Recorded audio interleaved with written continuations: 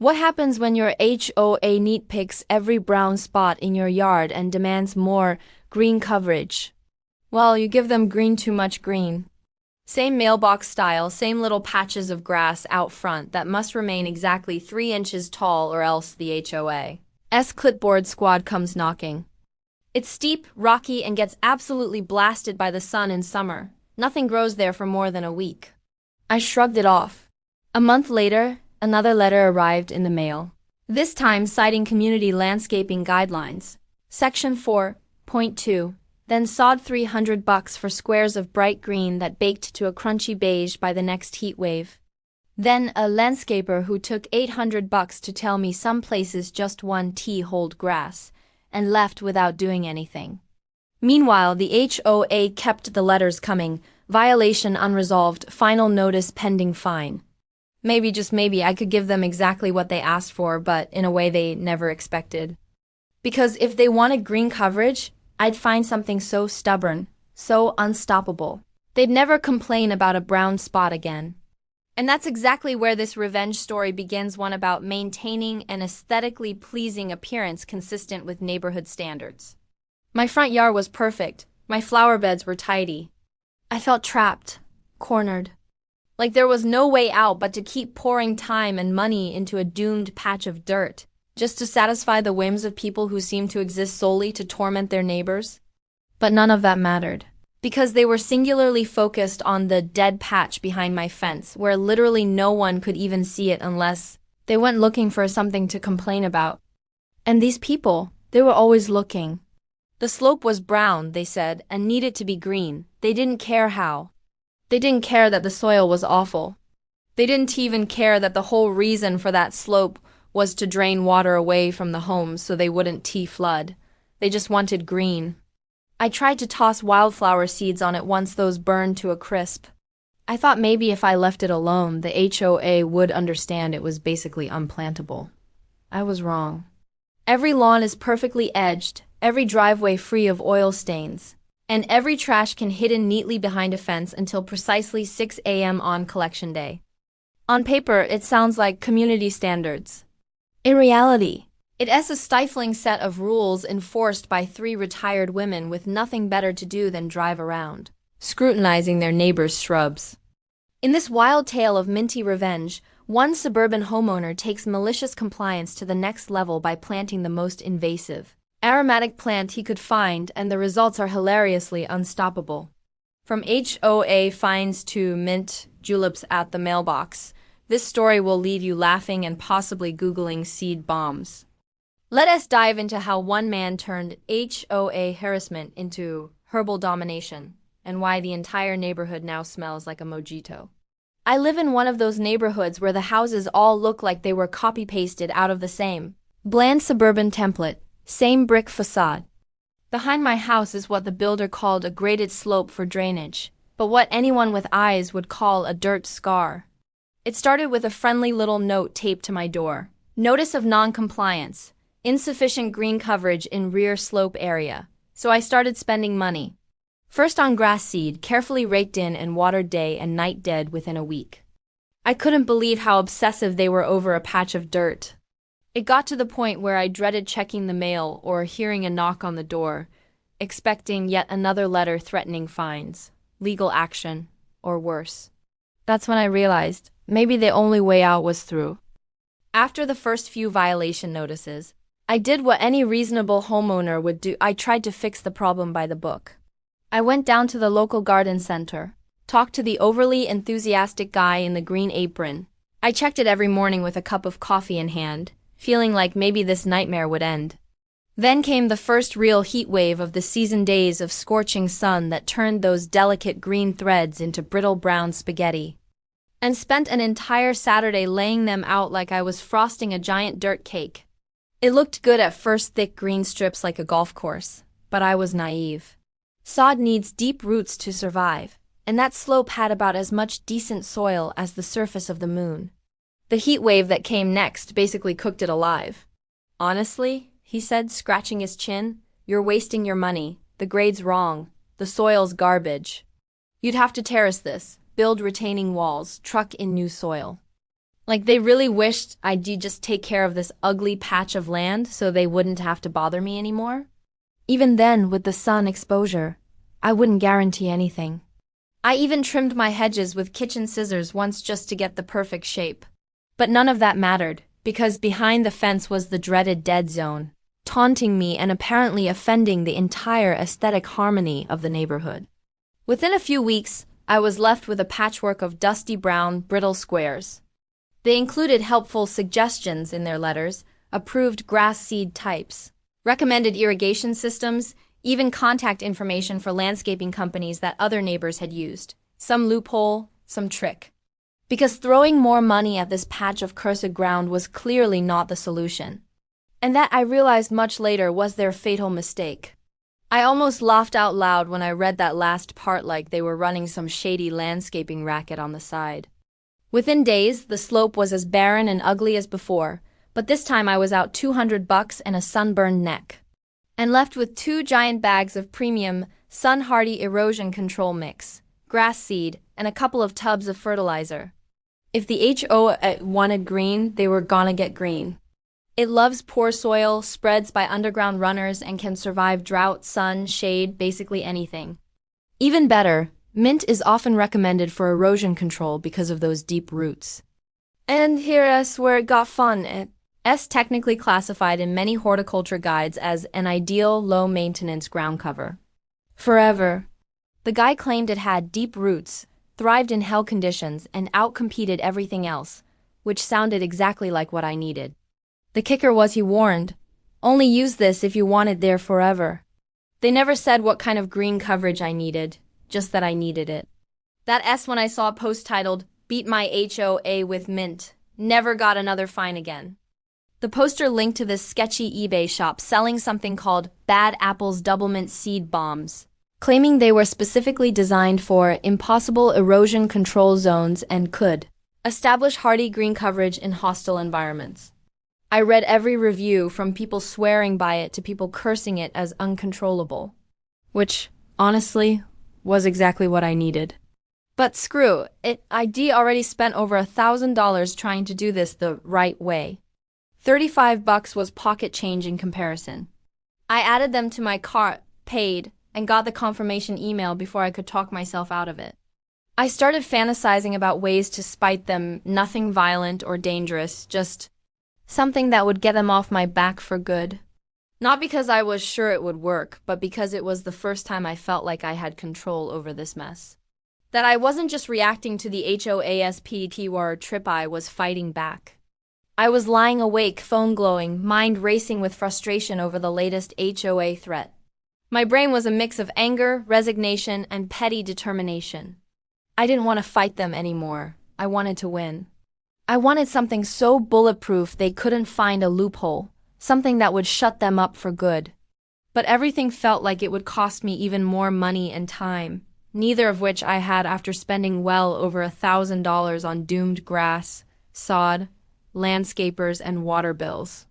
$200 later, I was out there on that hell slope, raking, seeding, and watering like my life depended on it. But something about it just felt wrong. I'd be doom-scrolling threads about HOA horror stories, reading about other people fighting back, looking for ideas. Or maybe just someone to tell me I wasn't alone.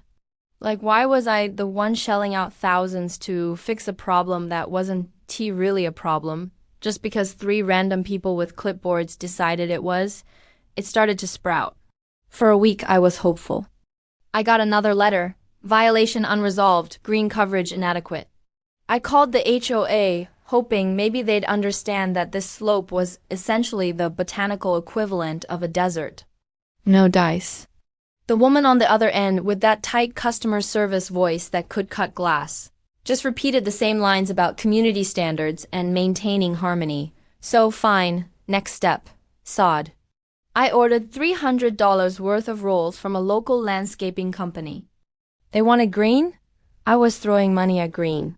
But nature wasn't cooperating, and they didn't care. That earned me another violation notice and a thinly veiled threat about daily fines if I didn't resolve it soon. I started to feel like I was in some kind of sick HOA reality show where they tested how far you'd go before snapping. Desperate, I hired a professional landscaper. This guy charged me $800 just to walk the slope, dig his boot into the rocky dirt, and shake his head.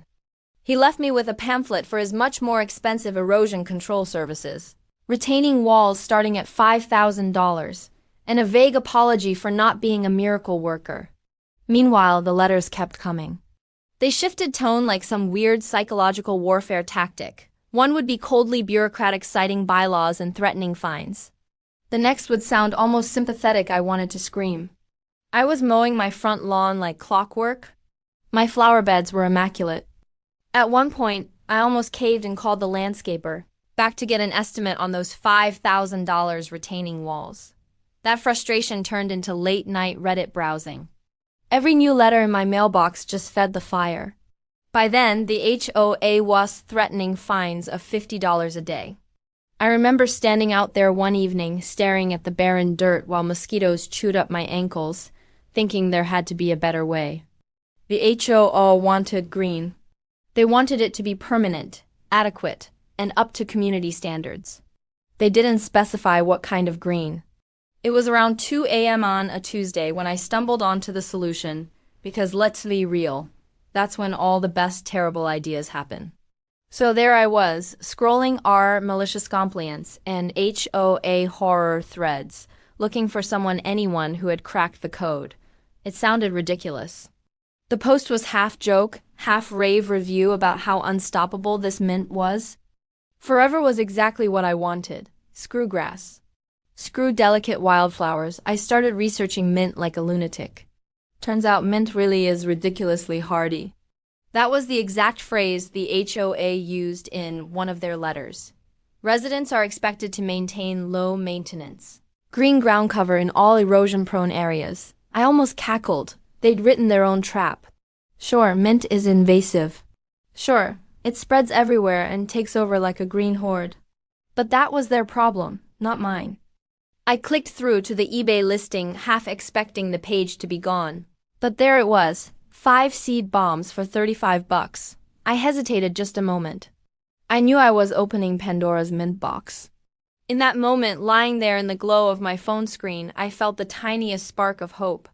And if it worked even half as well as the post claimed, the slope behind my house was about to become the lushest, greenest patch of land in the whole damn neighborhood. The seed bombs arrived the following Friday in a plain padded envelope with no branding, just a tiny slip of paper that read, "Use responsibly.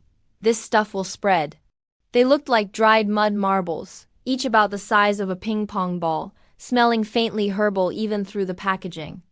Under cover of dusk, I trudged up the slope, seed bombs rattling in my pocket, and began hucking them like I was staging a tiny mint-based insurgency.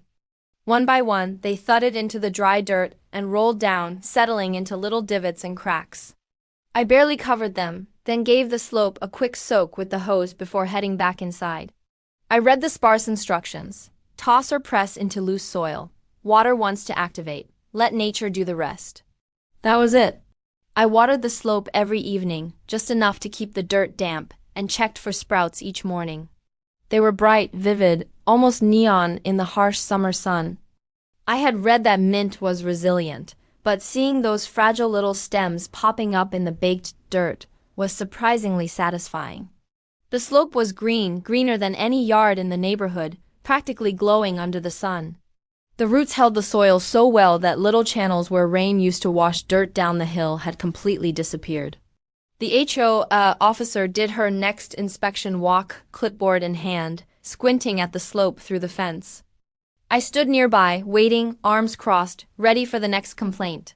Each day more appeared, and soon there were broad, crinkly mint leaves forming a low carpet across the slope.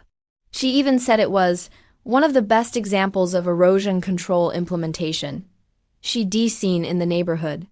Green coverage, just like they wanted, spreading steadily out from my yard like the world's most aromatic invasion.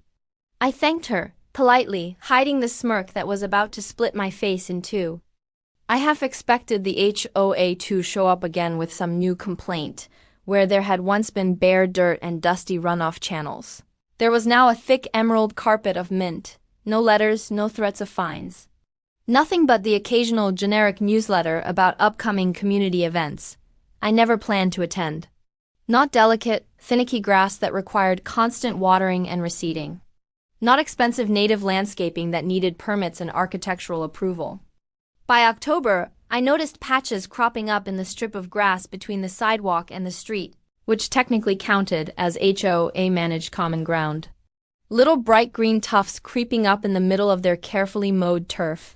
I saw one of their contracted landscapers out there once, poking at a patch with a shovel. But, according to the rules, they couldn't remove anything that originated from a homeowner's planting area without permission. NOPI gave them a low-maintenance, erosion-controlling monster that was basically indestructible. And now they had no choice but to love it. It was almost surreal how quickly they pivoted from threatening me to praising me. Every day the mint crept a little farther, every week the HO got a little more nervous. And every morning I sipped my coffee in the sweet, minty air, watching the chaos unfold with a grin. In the next compliance walkthrough, the lead officer, Karen number 1 herself, stopped me in the driveway to say my yard was a shining example of what proactive homeowners can achieve. The leaves were broad, vibrant, and tough enough to withstand the blazing sun, surprise rainstorms, and even the occasional trampling from local wildlife. I'd walk out in the mornings with my coffee and just breathe in that cool, herbal aroma drifting on the breeze. Every neighbor who strolled by noticed it, too. Some even complimented how fresh the air smelled near my fence. Other neighbors started asking what I used. I was vague, "Oh, just some erosion control ground cover," I'd say. A couple of them even joked they might try something similar, if they only knew. I made a point to take my morning coffee out to the fence line, just to inhale the minty air and enjoy the silence. No letters, no threats, just the slow, steady march of green across the dirt. By late summer, little patches of mint were popping up on the other side, technically HOA-maintained common ground. I knew what was happening. Mint spreads by underground rhizomes. Sneaky little tentacles that poke up in new places and start colonizing whatever dirt they can find. But according to the HOA's own charter, specifically Section 4.27, they couldn't remove vegetation originating from individual owner plantings without written consent. But they must have been content waiting to see results, or maybe they just assumed I was finally taking their endless threats seriously. No complicated prep, no special treatment, exactly what I needed. One, and your recent directive to establish adequate green coverage using appropriate plant materials for erosion control. I have deployed a professional-grade erosion control solution featuring premium mint varieties, selected specifically for rapid establishment and aggressive root development in high-risk terrain.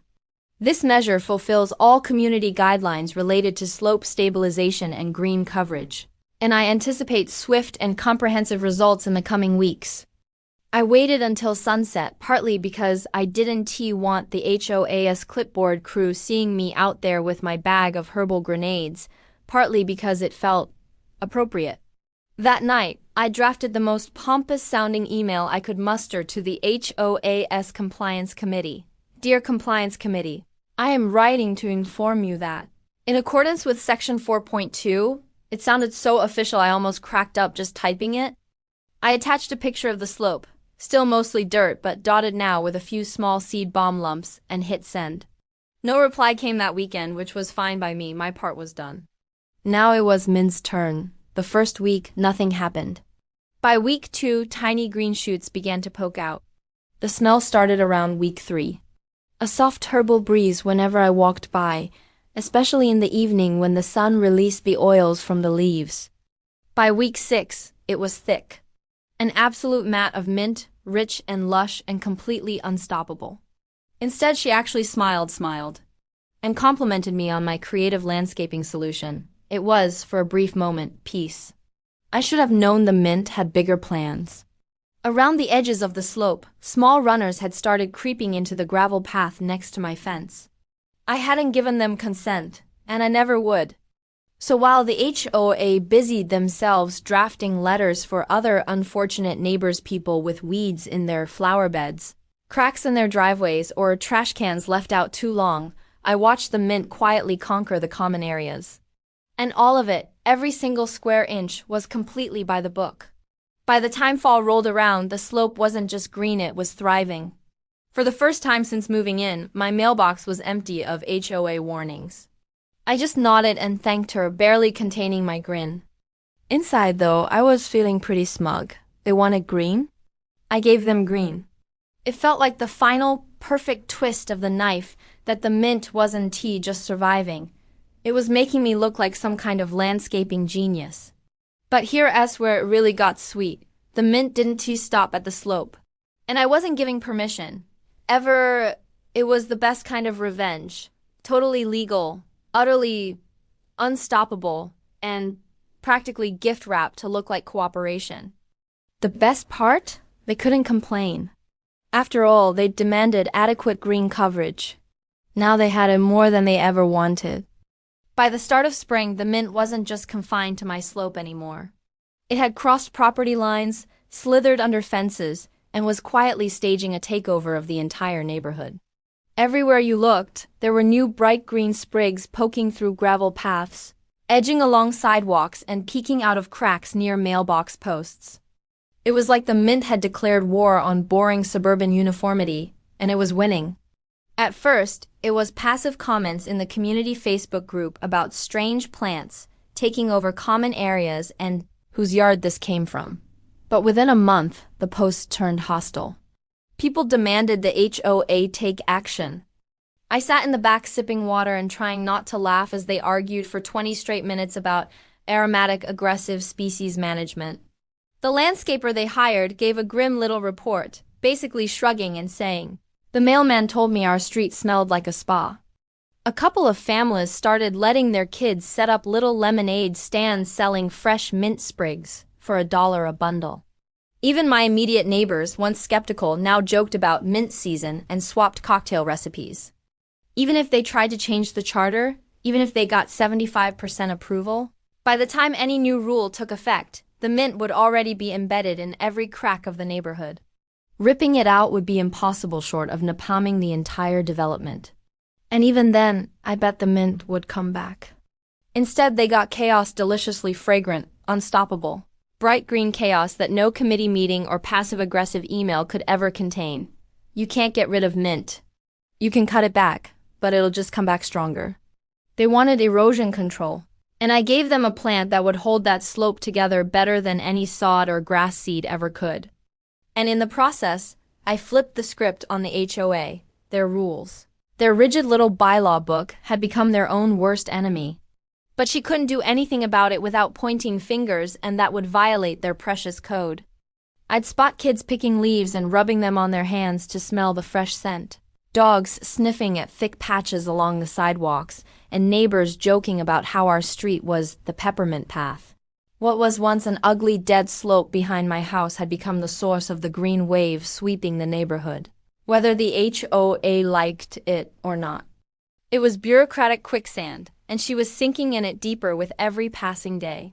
He recommended embracing it or rewriting the charter, which would require 75% homeowner approval. Given half the neighborhood thought the mint situation was hilarious, or enjoyed the free herbs, there was no chance of that happening. Karen number 1 practically hissed when she brought up certain residents who have introduced invasive elements. Though of course she never said my name. Section 2.1. 4 forbids creating a hostile community environment by singling out residents publicly. Someone suggested an emergency special assessment to hire a specialty landscaper to eradicate it. Another person, my personal hero, posted a picture of the mint with the caption, "Guess we all making mojitos now." I first noticed the real extent of the invasion when I went out to grab the mail one morning. A thick band of mint had sprouted around the base of the community mailbox cluster, so dense you could smell the fresh herbal scent 10 feet away. When neighbors asked, I just shrugged and said, "Hey, it really helped with my erosion problem. I guess mint likes it here." Privately, though, I enjoyed every new patch of mint that sprouted in the community flower beds, every frustrated HOA memo, every new rule proposal that never made it past committee because it couldn't get the votes. Neighbors began to notice runners popping up in their flower beds, in their manicured lawn edges, and even pushing up through cracks in their driveways. At first, Some tried to fight it, pulling handfuls out or spraying it with weed killer. Their own charter explicitly prohibited the removal or disturbance of any vegetation that originated from homeowner plantings without written consent. I had read that clause dozens of times, and it was ironclad. Their hands were tied, but mint is persistent. You can't just yank it up and expect it to go away. Rip out one patch and two more pop up somewhere else, like some mint-scented hydra.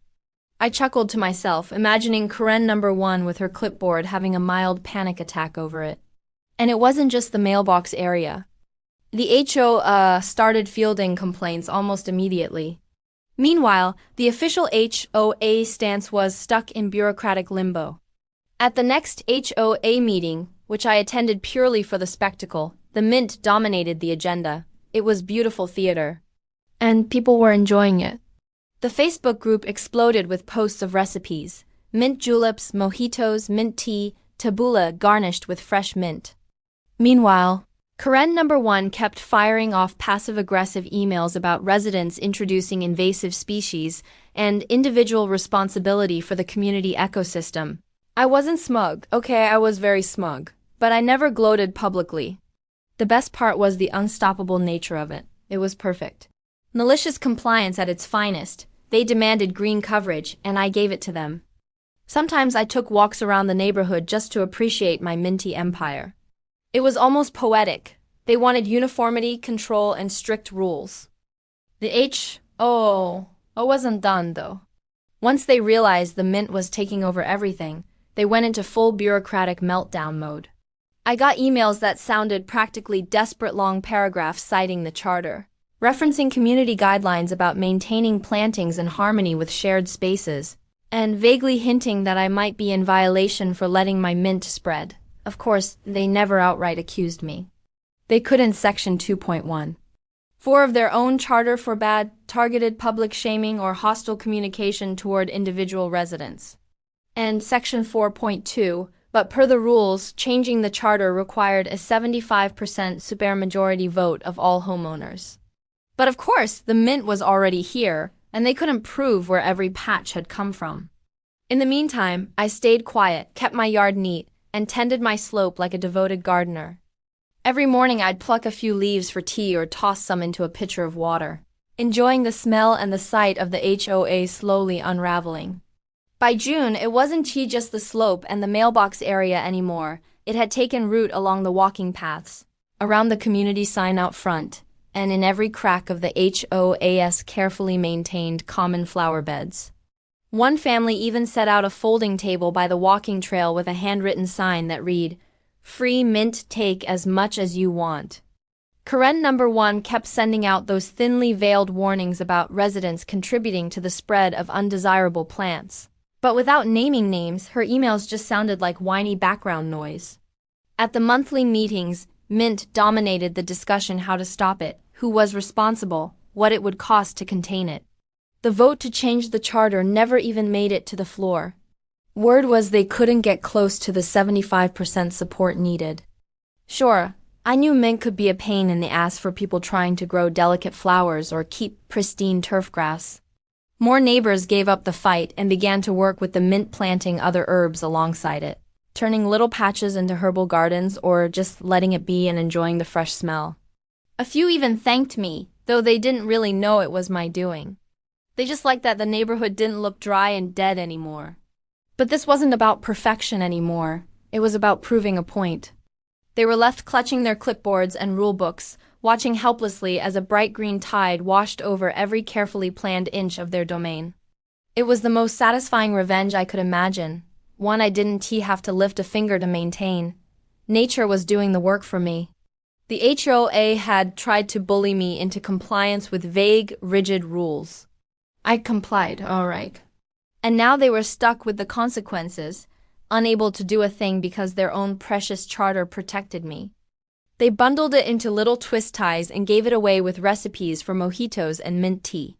Next time your HOA gets petty, remember, sometimes revenge smells like peppermint and tastes like victory. They'd force a smile back, lips tight, eyes darting to the thick mint lining the path at their feet. The air smelled fresh, clean, almost spa-like. especially after it rained and the oils from the mint released into the breeze. Visitors and delivery drivers would comment on how nice it smelled, how pretty it looked. One Amazon driver even asked if he could clip a few sprigs for a recipe he was making that night. Sometimes I'd overhear them muttering about environmental disaster and irresponsible plantings. But there wasn't a thing they could do about it. The soil erosion problems disappeared completely. Where once rain had carved ugly channels into the hill, now the roots held everything tight, binding the dirt together like a living net. I never had to mow or trim it, never had to water it, never had to spend another dollar on it.